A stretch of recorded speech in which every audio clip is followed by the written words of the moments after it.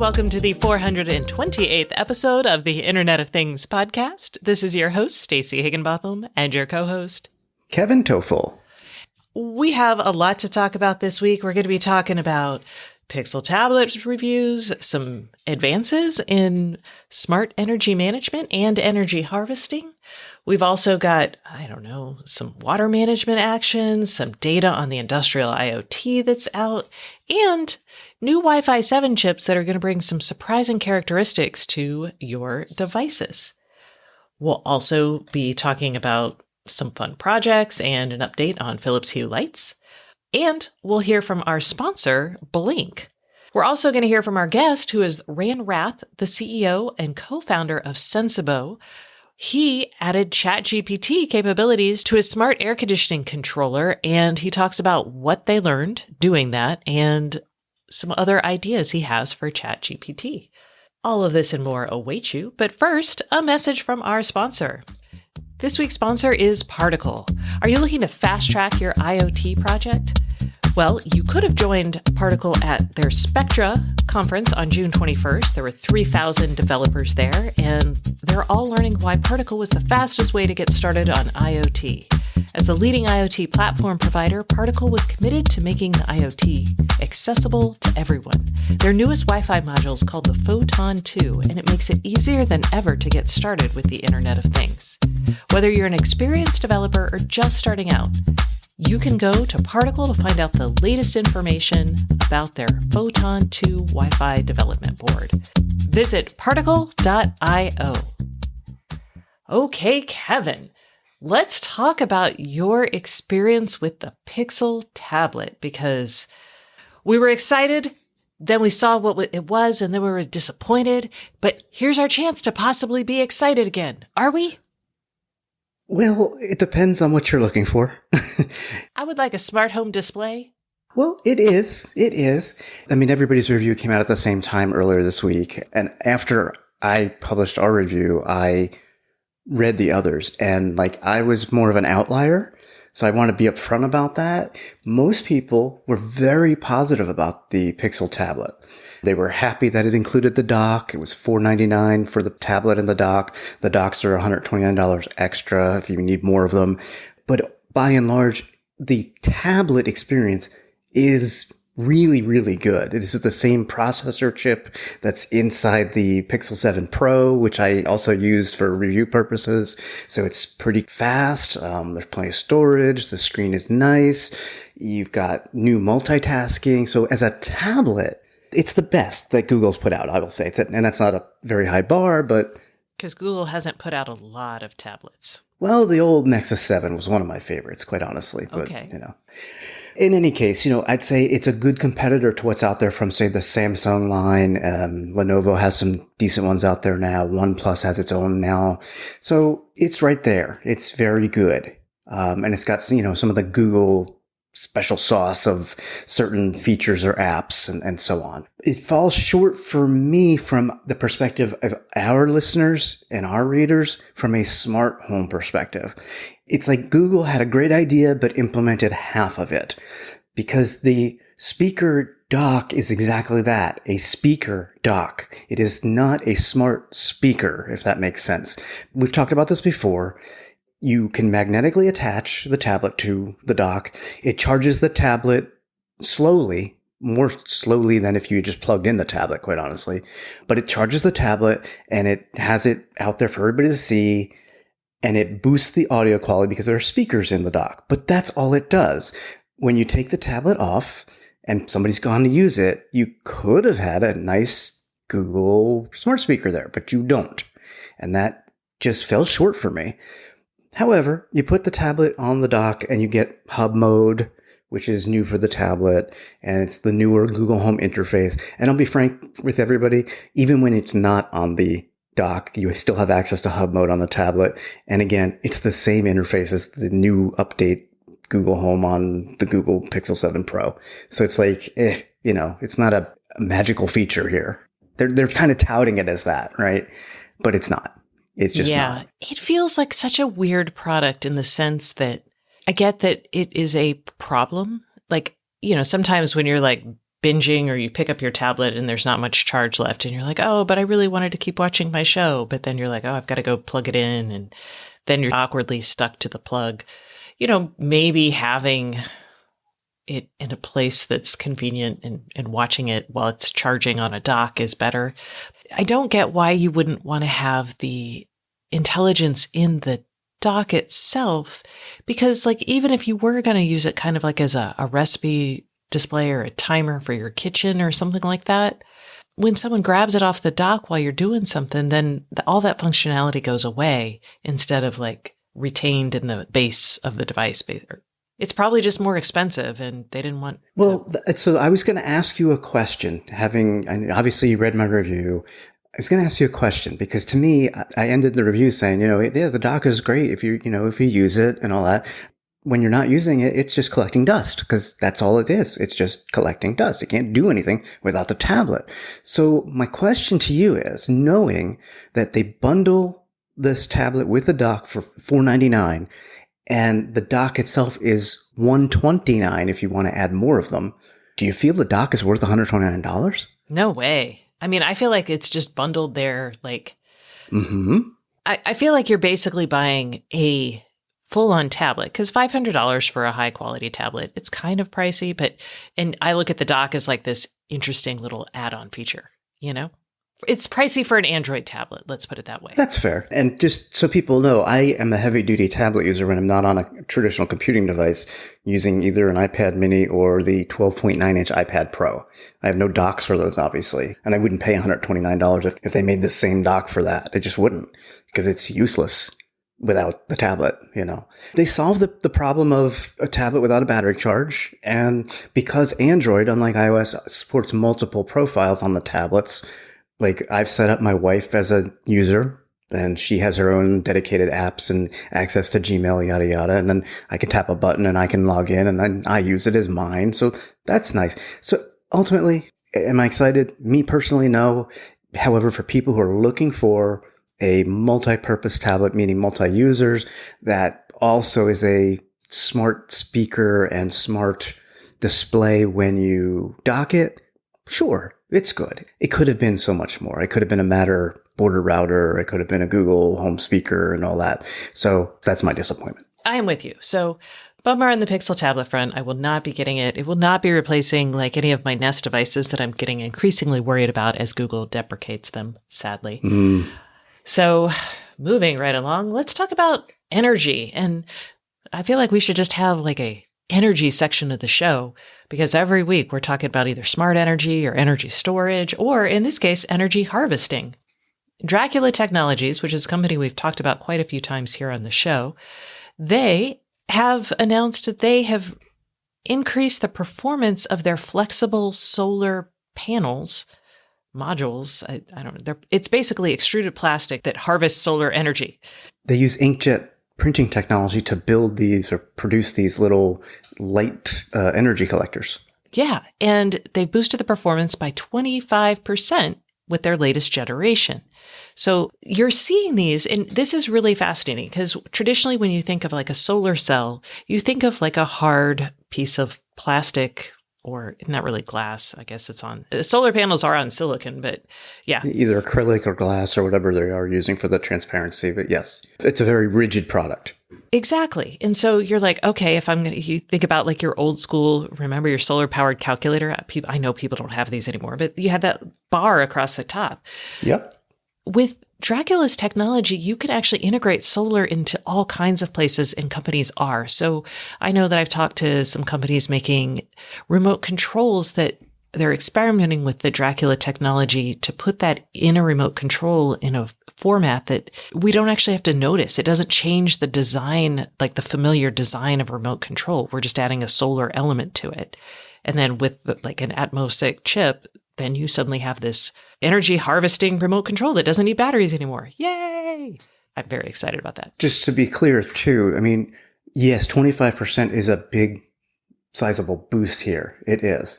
But keep in mind, these are small and they don't grab watts of power.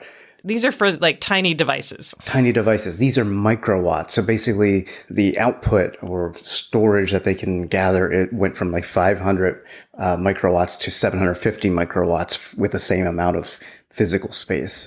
It's still impressive, but I just want to level set folks there. That is important. But if you think about like the market for wearables, I can think about like having solar in your watch band, for example, not to power something like, the Apple Watch. That's way too much, but you could use it to like just a basic activity tracker or maybe I don't know.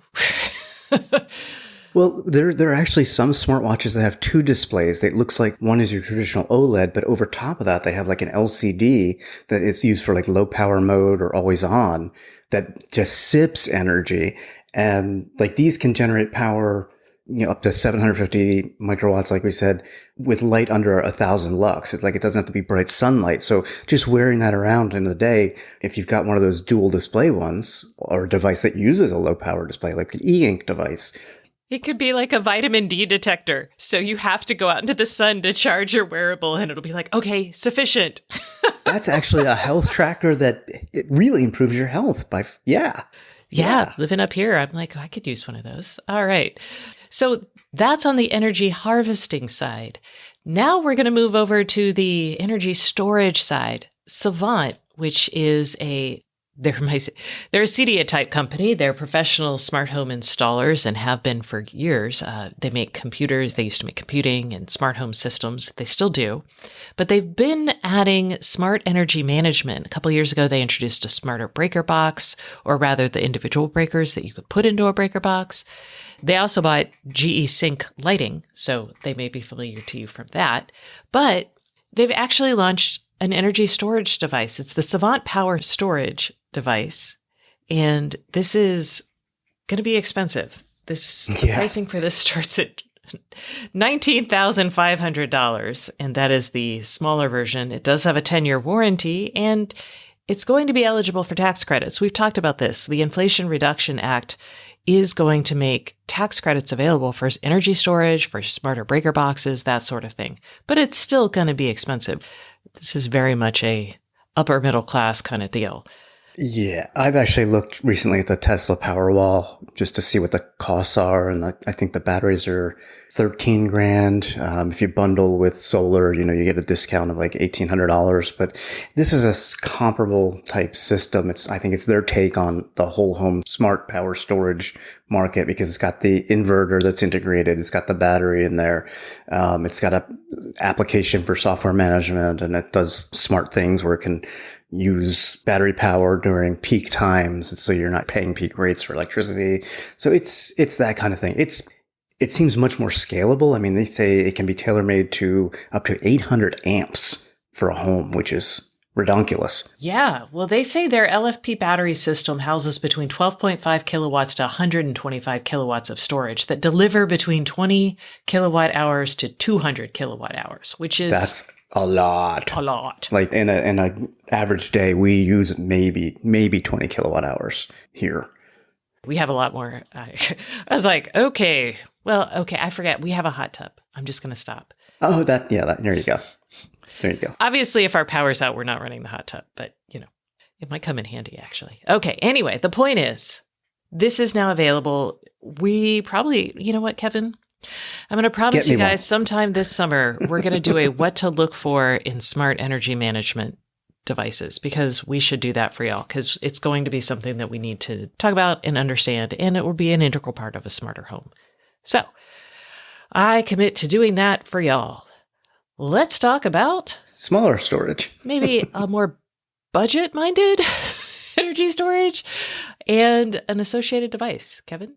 Yeah, so I don't know if everybody remembers here, because not everybody listens to every show, but I had purchased in the past and even recommended the EcoFlow River portable battery system. I bought this battery. I bought an expansion battery for it. So I now have 576 watt hours of power in it. I recharge it either through my outlet or more often through a solar panel that I bought for it. Flexible unfolding solar panel. So I'm familiar with EcoFlow. They have heavier duty ones as well. Now, for the first time that I've seen, they actually have like a smart home device called the EcoFlow Smart Plug, which is Matter compliant, uses Bluetooth and Wi-Fi, so it's got its connectivity, obviously. It tracks real-time energy consumption. And here's what I thought was really interesting. They say that it's smart enough that when you plug something into this smart plug, you're powering something with it, some appliance, it will do it so effectively that any excess energy that's being drawn but not used by the appliance can be fed into your EcoFlow battery system. And I had to think about that for a second because I'm like, well, it's just a plug. How does it do that? It's not connected to two things. But then I realized if you daisy chain your battery in between your appliance and the smart plug, that's probably how it would feed back as needed. So I would love to actually try one, but it's only available in the UK and the Netherlands and Germany right now, depending on your country, for 34 to 36 pounds or euros, depending on where you live. But it's a rather interesting product for me because I have the battery storage from this company. Yeah. And this is Matter compliant, which is kind of strange because Matter, I guess it's just for on and off. It's just for on and off. That's correct. Because you can remotely control devices plugged into this through an app. And I have an app for my battery, so it's probably an extension of that. So you would get on and off. If you want the energy consumption real-time stuff, that's just in the app and it's not done through Matter. That's okay. As long as I can still get to it, I'm happy. Yeah. And they make an app for both the major platforms. So again, it's not a major issue from a iOS or Android only thing. Yeah, it's just, I'm trying to organize my smart home and I'm like, God, the apps. I know, fewer apps is better, but if you want something specific that Matter doesn't provide. And it doesn't provide a lot. We know, but at least I'm not losing functionality because it's Matter supported, right? Because I can see the battery consumption currently with the big one I have. So I'm okay with that. Okay. Are you okay with the idea that the Internet of Things is going to be $1 trillion industry in 2026? As long as I get my cut, sure. Okay. Yes. I'm okay with it. IDC is saying that, gosh, the Internet of Things will surpass $1 trillion in 2026. It's at $805.7 billion this year, which is an increase of 10.6% over the previous year. To which I'm like, yeah, okay, fine. I mean, I really thought we'd have 1 trillion sensors by 2025. I don't think we're going to get there. So having $1 trillion a year later, sure, good. This is mostly industrial that IDC is tracking here. And they're basically saying most of the money is going to be coming into discrete manufacturing, followed by process manufacturing. And discrete manufacturing, in case you don't know, is the making, it's like the putting together of stuff, like physical stuff. So pick and place machines, building hardware, that kind of stuff, welding robotics. And process manufacturing is making chemicals, and chemicals could be oil and gas refining. It could be drugs, like pharmaceuticals. I guess it could also be meth if that were big, and things like food, like making your Twinkies is actually mostly process manufacturing. So those are the big kind of categories. Utilities, like I said, are also going to be spending quite a bit. They're going to have 9.4% of the spend compared to around 35% of manufacturing spend. And then the next big is retail, which we know because things like electronic shelf labels are coming and IoT's getting inventory real. And yeah. I feel like the electronic shelf labels thing is big. And I know we've talked about it a lot on the show, but that is going to be a real change both in the type of functionality it offers for retailers, like being able to change prices quickly, but it's also going to be a real test of scale for IoT. And I think we're going to see as these get deployed, mistakes will be made and people will adapt. And then we'll be like, oh, it'll be a real learning experience. That's putting it positively. All right. So none of the IDC data talked about one of the favorite topics in IoT today, which is ESG topics. So energy, social governance. Is it energy? Environment, social, and governance, which basically is a nice way of saying, hey, we've got to think about climate change and sustainability and doing right by people with this technology. And one of the ways that we're seeing people do this is managing things like not using as much water. Which leads into our next story, because we don't really hear too much about smart water refill stations, but we are today. A company that I had not heard of called Hope Hydration offers free water refills. It's filtered water. They have Penta-Air, Everpure filters in there and chilled water. You can refill water bottles, whatever container you use to carry water around for free. But what's interesting is, from our perspective, it's a connected device. So these are not something you'd put in your home. You will see these maybe at malls, airports, shopping outlets, whatever. And it's just for consumers to hey, I can fill up for free. But the connectivity adds a lot of features that the property owner may want to have, and that is just making sure the water temperature and the filter quality are up to snuff, to measure the amount of water dispensed. They take all of the data from all of these and aggregate it to figure out how much plastic and carbon dioxide has been saved for not using throwaway bottles and so on. Advertising opportunities on here with screens on them, so you need connectivity to manage that. So it's kind of interesting. Again, not something I've seen before, not a company I've heard of before, but I guess it seems like an obvious use of smarts for something, but. Yes, I see people, there's definitely hey, let's put IoT on water stations because they want to change the filter, right? So they'll be like, oh, the filter's bad. Now we can a notification. We don't have to send someone around every, couple months to change it. And being able to show people hey, you've saved X amount of dollars, or you've saved X amount of liters of bottled water. I don't know.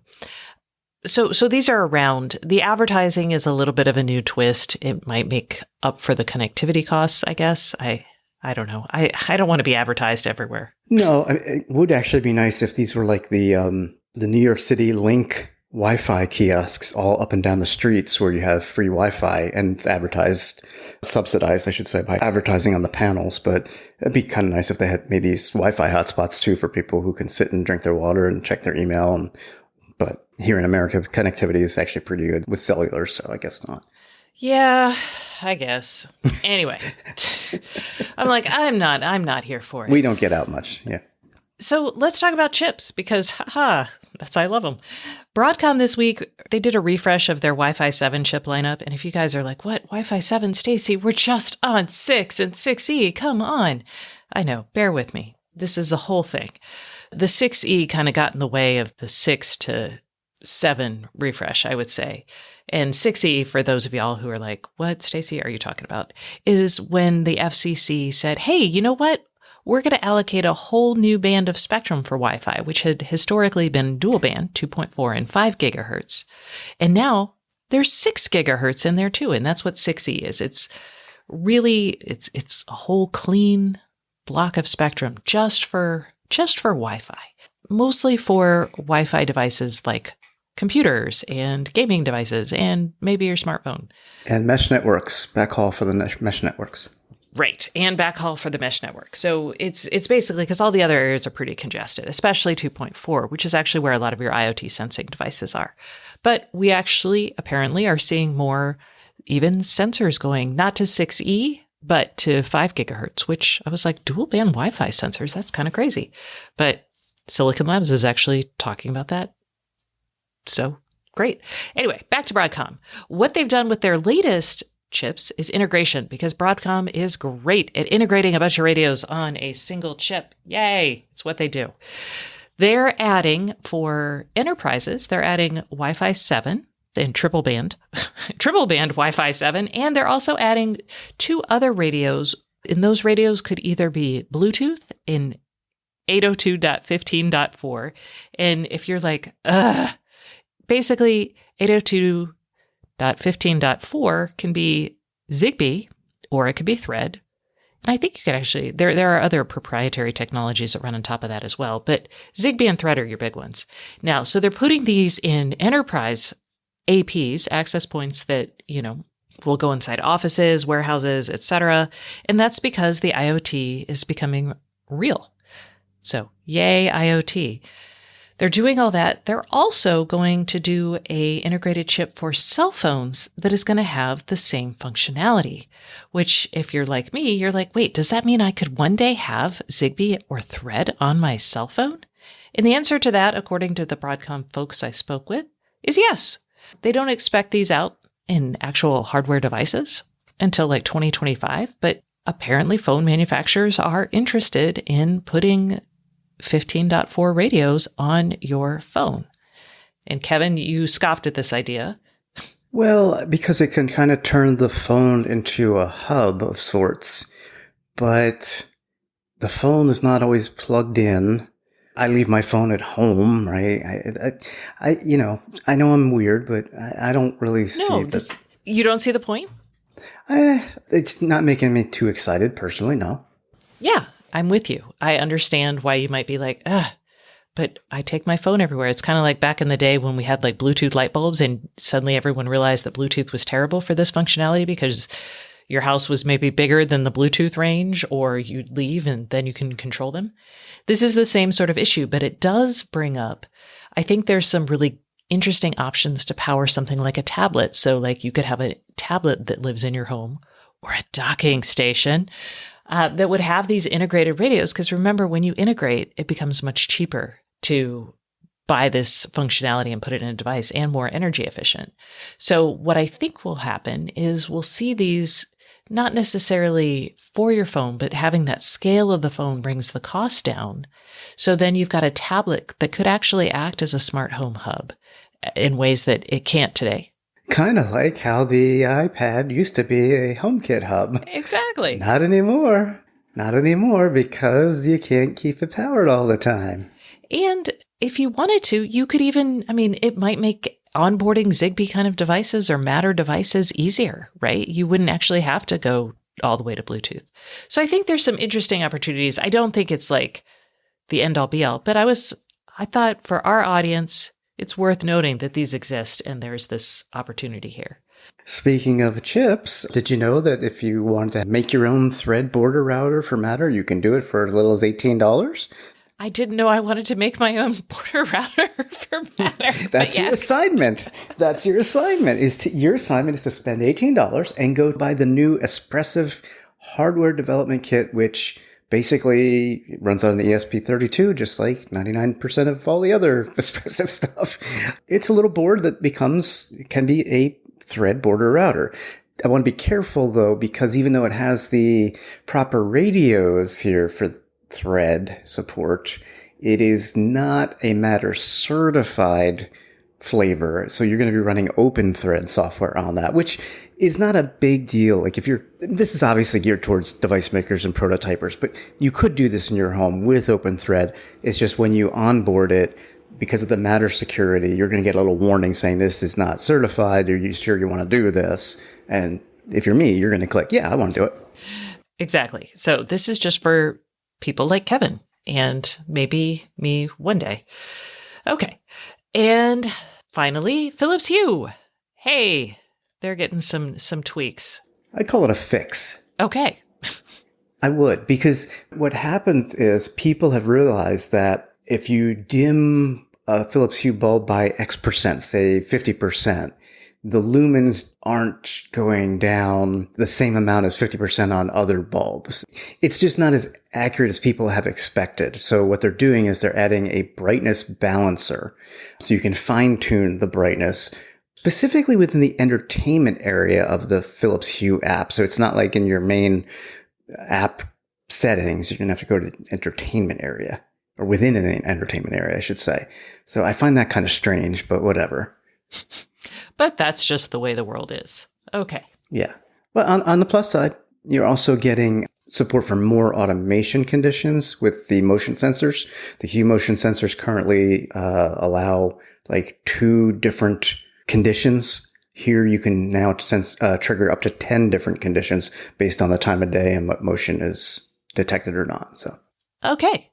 Well, I think it's time for that segment of the podcast where we listen to you, our listeners. Yep, that's right. It's time for the Internet of Things podcast hotline, sponsored by Kadelsky. Kudelski helps some of the world's leading semiconductor manufacturers create more secure chips and manage their security for customers throughout their life cycle. You can learn more at kudelski-iot.com. All right. With the Internet of Things podcast hotline, you should call us and ask us your questions. You can reach us at 512-623-7424, and you'll be entered to win for this month a Keurig Smart Brewer, including with the latte feature. So you can have your Keurig brew you up a cup of coffee and make you a latte, and you could connect it to Madam A. Woo! So fancy. Okay. All you have to do is give us a call. This week, we didn't get a call. We're actually cheating and taking something from Mastodon, but it's a really good question that people encounter a lot. So we haven't encountered it for a while. So I figure let's revive this issue because there's a lot of Zigbee gear running around there. Kevin? Yeah, this is a conversation that I had on Mastodon with somebody who goes by the handle of Baz Curtis. He communicates and shares information a lot about his home assistant setup, which is one of his projects, is getting involved with Home Assistant. He has IKEA bulbs, so he's got the trod-free setup over there. And not too long ago, I don't recall when, Home Assistant announced that they have a Zigbee plug-in module called Sky Connect.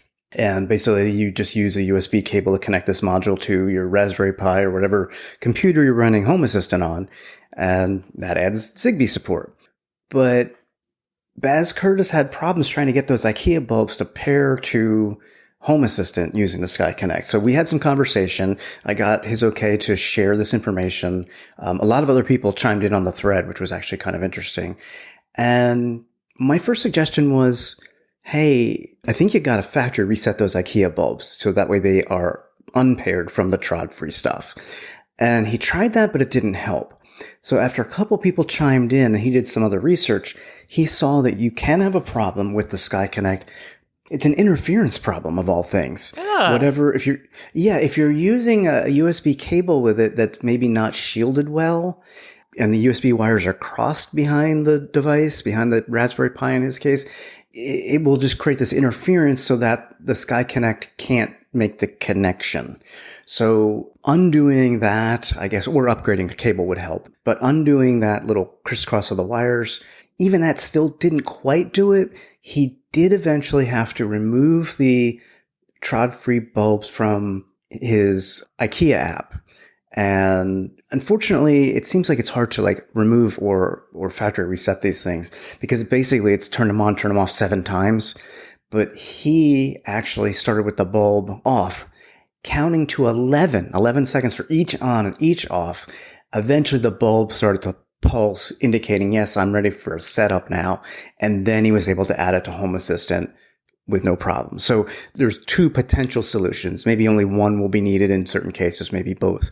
One is make sure you have a well-shielded USB cable and or you're not crisscrossing USB cables behind your host device that's running Home Assistant. And 2 is be very intentional when you're resetting those IKEA bulbs.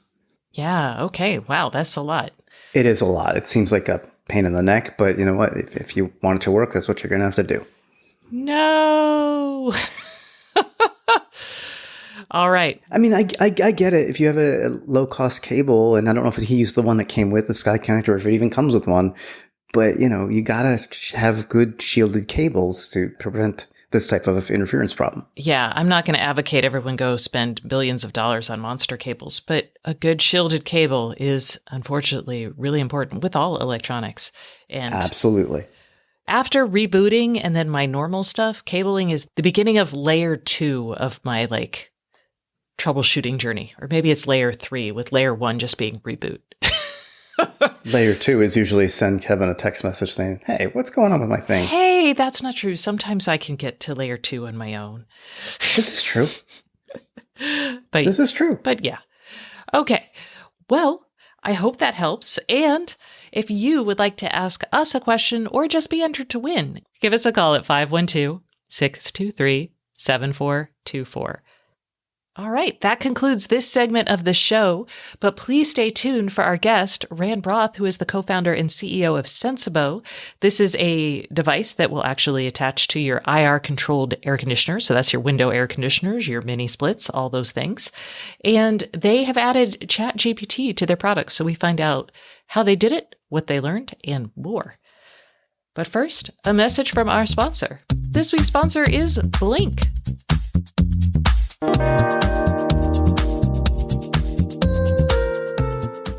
Hey everyone, we're taking a quick break from the Internet of Things podcast for a message from our sponsor. Today's guest is Pavlo Beborodin, who is the founder and CEO of Blink. Blink is a low-code IoT software platform used by over 500,000 developers and businesses globally. So, Pavlo, thank you for joining us today. Can you tell us a little bit more about Blink?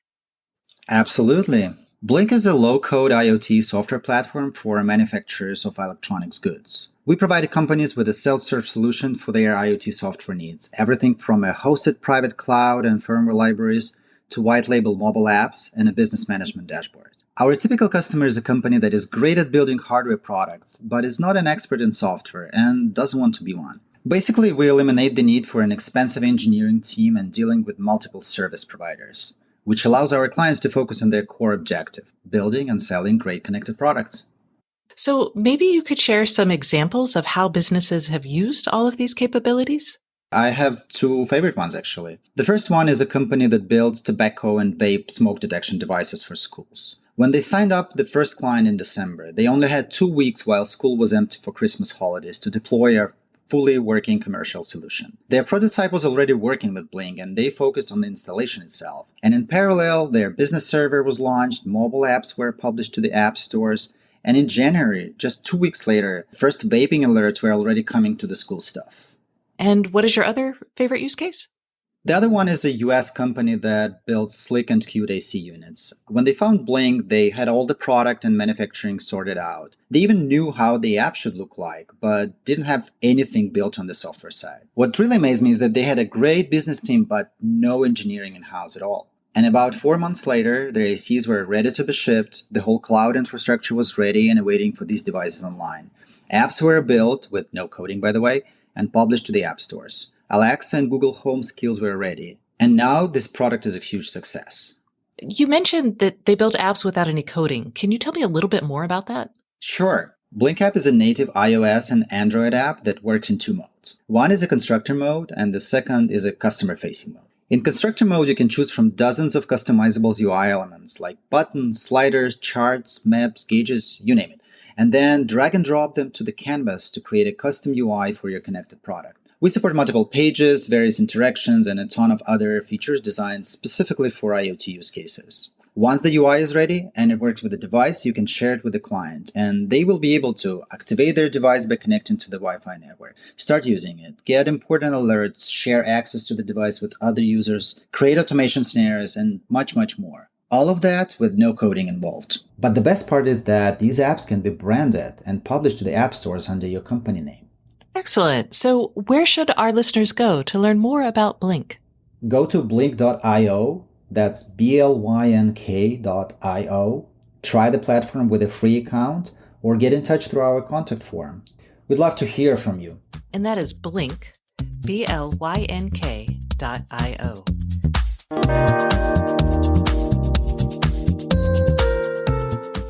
Hey everyone, welcome back to the Internet of Things podcast. This is your host, Stacey Higginbotham, and today's guest is Ron Roth, who is the CEO and co-founder of Sensibo. Hello, Ron. How are you doing today? Great. Thank you for having me and for the opportunity to talk about smart heating and cooling. Well, I am excited because you have been in this industry almost as long as I have, just with this company. But with Sensibo, y'all founded it to control AC units, and these are I lived in Texas back in the day, so we had central air, but this is all of the air conditioning units that my window air conditioning unit from New York, the mini splits that we see in apartments in like the Pacific Northwest. These are any sort of AC that's controlled by IR. You'll start it out making those smart as an add-on, and then you focused more on software and features. Y'all even added a subscription at some point in time. And now y'all are adding generative AI. So I feel like, man, you've just run through the whole gamut of the smart home experience for people. So I'm glad you're here. Y'all really started out all the way back in 2014 with this idea of energy management. It feels like now is actually the time this is real. Can you give me a sense, since you've been in this industry so long, are we really almost there? Yeah, so a lot has changed. So when we founded the company, it was just after the failure of what you would call the first wave of clean tech companies.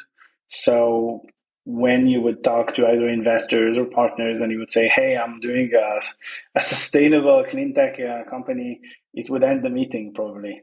So we never used the terms. We sort of had to hide our real intentions to some extent. And I think today there is a big revival. Today you call it more climate tech and more energy. So I think that there is a big change in the way people perceives this today. And I don't know if it's just a passing wave. I hope it's actually going to be the real thing. But, sometimes technology behaves that way. There is a hype and then another hype and then a bigger hype maybe. So it depends. I'm really glad, I see all kinds of technology hypes. And I think this is, for a change, a really good one. Well, I feel like, yeah, y'all are at the beginning of what a lot of people call the energy trilemma, which is the fact that we've got crazy weather because of climate change. We have to factor renewables into the grid, and we've got this increasing electrification into our homes. So it feels like there's definitely a need to make our energy usage smarter. There's a lot of companies coming at it from the perspective of a smarter breaker box and tying in electric vehicles and HVAC. Are y'all at a disadvantage because you only have the HVAC side, or how do you think that will kind of evolve? Because obviously not everybody's putting in brand new breaker boxes. Yes, so that's a good point. So first of all, about us only doing heating and cooling, I'd like to address that. So heating and cooling maybe sounds like a niche, but it's actually probably the only thing that really takes energy in our homes. And of course, I'm not talking about EVs because most people still don't have those. But if you look at the typical home, its heating and cooling is responsible for much more energy than anything else. If you look at it worldwide, it's 30% of the energy that we as humanity create. And just to give a perspective, all the planes in the world is 2% and all the cars in the world is 18%. So it's twice as much as cars. So it's a huge number. Like the only thing that really matters in terms of energy use in homes and offices is cooling and heating. And that's where the world is going. I mean, you're probably indoors now. I'm indoors. We're spending more and more time inside buildings, not just after COVID, but just because we're all the time in front of computers. That's a really important thing because it's how comfortable we are on one hand, and on the other hand, how good we are for our planet and for sustainability. So I don't see it as a niche, let's say. I think the other thing is that you mentioned is new breaker boards and things like that. Sensible has always been about rapid deployment. So what we offer is instead of you buying a new smart AC, you can make your existing one smarter at a fraction of the cost, at a fraction, very easily DIY. And I think that I don't see it as a disadvantage. I see it as a big advantage because it's our dream that everything would be connected. What we actually do with our hardware is to sort of make the future closer, if you want. That is true. I love being able to retrofit because it's not like I replace my HVAC system annually. In the US, it's like HVAC use is like 53% of energy use in the home, according to the EPA. Well, in Europe, it's higher. So if you look at heating in Europe, it's about 67%. And if you include water heating, you're at 85%. So it's crazy numbers.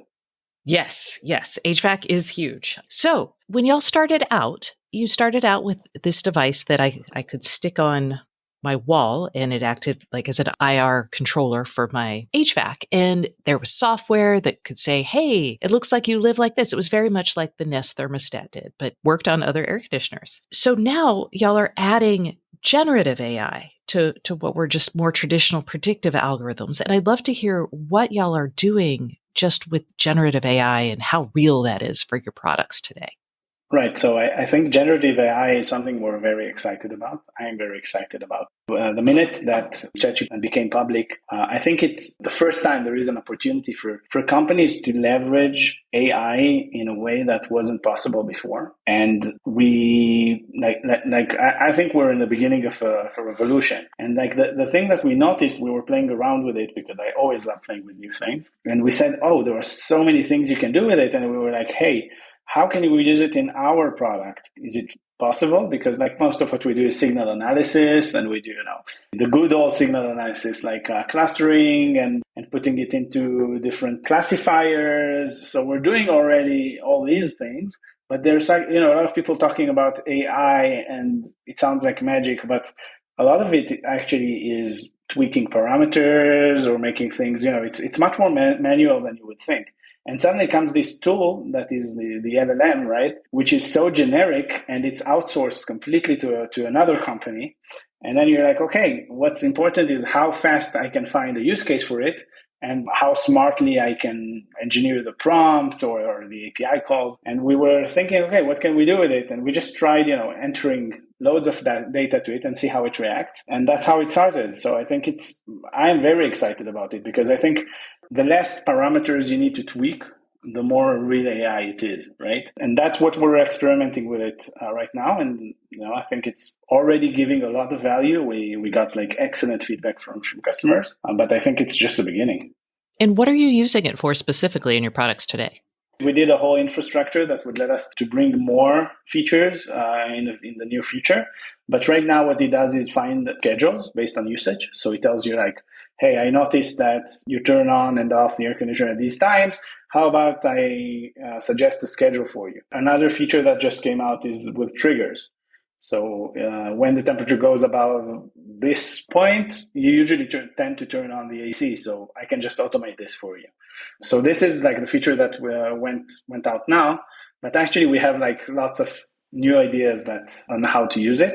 I think it's a lot of companies are now thinking, okay, what that new technology has to do with me, and there are obvious use cases like content writing and things like that are very obvious, but there are a lot of non-obvious things you can do with this. It's like it's a new toy, and it's really fun if you just go with the new technology and embrace it. So I think that the companies that would have two things, one is data, which we have like very unique data. And the second one is a smart way to use ChatGPT are going to actually make a lot of nice features. And we're going to see a big boost in what we use every day, in the products we use every day. I love it. I actually use ChatGPT for automating writing of my tweets for my stories after they go. And I've even done some things like run privacy policies through it to see if I can get decent summaries. Totally. I can't. Legal stuff is not a great thing for that just yet. It needs to be a little bit more exact. Okay. So you're using it sounds like, to explain some of the things that your existing predictive models had noticed and kind of communicate to the user, which I think is a really great one because I know I used to argue with my smart thermostat. It would make decisions and I was like, why are you trying to do this? I was lucky. I got to call up Google or Ecobee and say, hey, why is this happening? But most people could not. So I love that you're using it for that. We're not just using it to tell you things. We're actually using it to replace some of the predictive models. And that's the nice thing about it. It really seems to think, right? I know it's just a language model, right? But once you just give it, here is the data. Tell me when do you think the schedules should be. And if you tweak it just a little bit, you're actually getting good results. So instead of doing a classifier and to do like the old way, let's say, you're just asking it questions, but you have to tweak a little bit how you ask it the questions. And that's what I mean. It's not just about telling you, it's also about making those decisions and the predictions. Oh, awesome. Okay. Well, then let's get into this idea of back in the day, it was really a lot of companies were like, oh, data's the new oil. And they wanted to own all their data. And then they wanted to build their models. And it was really important to have both your own data and to build your own models for a lot of companies doing complicated things. You actually mentioned that with LLMs, you can outsource this. And so I'm wondering how this might change the way companies think about both owning their data and how they build models and use it. So I think it's like a little bit like AWS, right? When it came out, like before AWS, if you wanted to open a company with a software company, you had to buy a bunch of servers. You had to have a lot of capital. You had to have to hire a bunch of people to just IT staff, right? And then overnight, it became possible for smaller startups to have infrastructure that only big companies could have before. So it took down a lot of barriers for innovation. And then a lot of the software companies that came, all the SaaS companies that we have today, this wouldn't have been possible without commoditizing, if you want, the cloud. So I think in a lot of ways, what we're seeing now is the commoditization of machine learning and AI. And of course, the data is still very important and you should own it as a company. And I think what will eventually develop is sort of an AWS model. You know, in AWS, you also own everything on the computer. It's not that Amazon steals your data from the computer, but you're using its services. So that's how I see the future of this. And of course, like nobody knows how to predict the future. So that's just the way I see how it will probably evolve. And I'm very excited about it because I think a lot of companies are going to do amazing things with machine learning. Also in our space, in IoT and in energy, there are a lot of use cases that today people don't think of because they think, oh, it's just a language model. So of course, writing tweets, you know, like you told me, and I'm doing that as well. Content generating is the first thing that comes to mind, but actually you can do so much more. And I really did with ChatGPT like lots of things that you wouldn't think that ChatGPT is able to do. So it's more like an infrastructure for me. I feel like you're teasing me a little by saying all these things that you know how to do, but you don't want to tell me what they are yet. So yes, and you're right. AWS turns your CapEx into OpEx. It was amazing. And with what you're talking about, it feels like we're now turning our need for data scientists into a service, which will be hugely valuable for people since data scientists are in such demand. Can we talk about some of the things you've learned so far deploying ChatGPT as part of your feature set?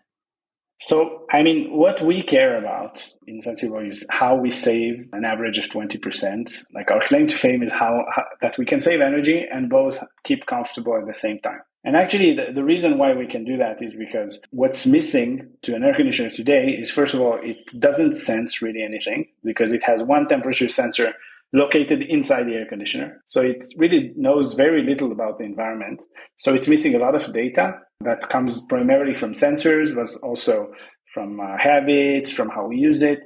And then it's missing computation power and algorithms. What we do is, like our device, by the way, is always cloud connected. So the data always flows into the server. And then what ChatGPT does is that instead of us having to really work meticulously to do things, that we sort of said, okay, we have this very, very powerful computation tool, and we can just, you know, we have huge amount of data. Like we're processing billions of data points every day in our system. So we're just feeding it to ChatGPT now. And of course, like we didn't overnight change all of our algorithms. We still have a lot of predictive algorithms and a lot of online algorithms. But we said, okay, let's try it on this. And the other thing is that I think we're still, you know, in the middle of exploring is like, what is the right user interface? Because you want to make people really understand, like you said, like a lot of times the thermostat just makes stupid decisions, and you want people to, on the one hand, you're not all day obsessed with your thermostat, so you don't want to get like 3 notifications every day about the thermostat, but you do want to understand when things are not the way you like it, that there is something that actually learns and it feels much better, that it's adaptive. So I think we're still learning how to do that, but on the result side, we're pretty amazed actually. I'm very excited about what we're seeing with, and also we just, you know, we're very quick to release things, so we didn't wait for our best product. Like we said, okay, let's release it, let's see how people react, and we've been getting really, really good feedback. Awesome. Are you concerned at all about any privacy issues or had any pushback from your customer base on any of, like, there seems to be two big issues. One is like leaking private data, and the other is AI is going to kill us all. One feels a little more realistic at the moment. So I don't know if you've received any pushback or if you're worried about privacy.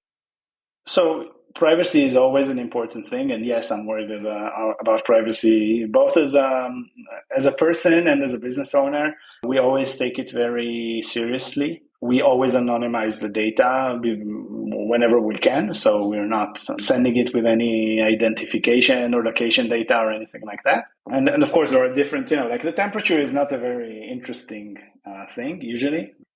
But whether or not I'm home is interesting. Definitely. So this data we're anonymizing, and I do think there is a concern about privacy, but it's not related to AI. I mean, privacy is a big problem much before AI. About AI is going to kill us all. I just want to say, like, when I still remember, I'm old enough to remember when the first time that Kasparov, the chess world champion, lost to a computer.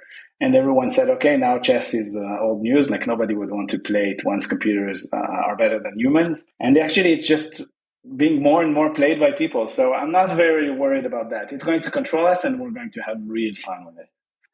Excellent. And I'm less worried. I'm thinking more about, like, because it's anonymized, this is not an issue, but, a homeowner's daily schedule getting leaked, becoming part of a large language model and somehow getting shared. But that does feel rather remote. Okay. Well, Ron, thank you so much for coming on the show. I hope the next time we talk, you'll tell me all these other awesome use cases you have for ChatGPT. Okay. Thank you very much for having me. Okay, so thanks everyone for listening to this week's Internet of Things podcast. I really appreciate it, as does Kevin. And if you want to find out more information on the Internet of Things, you can find it at my free weekly newsletter that comes out every Friday. You can sign up for that at www.stacyoniot.com/newsletter. Or you can just visit the website for all of those stories published a little bit later. Thanks for listening and have a great week.